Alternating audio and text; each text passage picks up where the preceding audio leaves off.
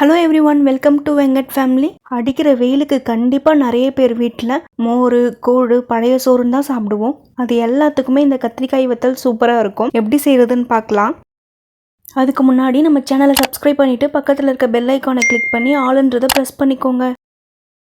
1 kilo கத்திரிக்காயை இது போல் நல்லா சின்ன சின்னதாக கட் பண்ணி கழுவி எடுத்துக்கிறேன். 1 ஸ்பூன் அளவுக்கு மஞ்சள் தூள் சேர்த்துக்கிறேன். கத்திரிக்காய் மூழ்கிற அளவுக்கு தண்ணி சேர்த்து வேக வைக்கலாம். உப்பு 1.5 டேபிள் ஸ்பூன் அளவுக்கு சேர்த்துக்கிறேன். நல்லா வேகணும். நல்லா வெந்ததுக்கப்புறம் அதில் இருக்க தண்ணி எல்லாம் வடிச்சிடலாம். இந்த அளவுக்கு நல்லா வேகணும்.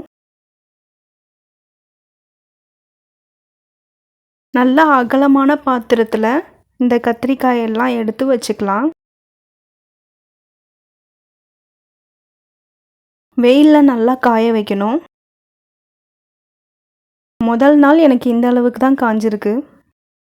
இது போல் நல்லா ட்ரை ஆகுறதுக்கு எனக்கு 3 டேஸ் ஆச்சு. இந்த அளவுக்கு சவுண்ட் வரணும். ஆயில் நல்லா சூடானதும் கத்திரிக்காய் வத்தலை சேர்த்துக்கிறேன். பொரிஞ்சதும் இருந்த சைஸை விட கொஞ்சம் பெருசாகும். அவ்வளோதாங்க, ரொம்ப ஈஸி. இந்த சம்மருக்கு கண்டிப்பாக ட்ரை பண்ணி பாருங்கள். கூழ், பழைய சோறு தான் இல்லை, ரசம், சாம்பார், தயிர் சாதம்னு எல்லாத்துக்குமே சூப்பராக இருக்கும். கண்டிப்பாக ட்ரை பண்ணி பாருங்கள். ஓகே ஃப்ரெண்ட்ஸ், நம்ம நெக்ஸ்ட் வீடியோவில் பார்க்கலாம். பாய்.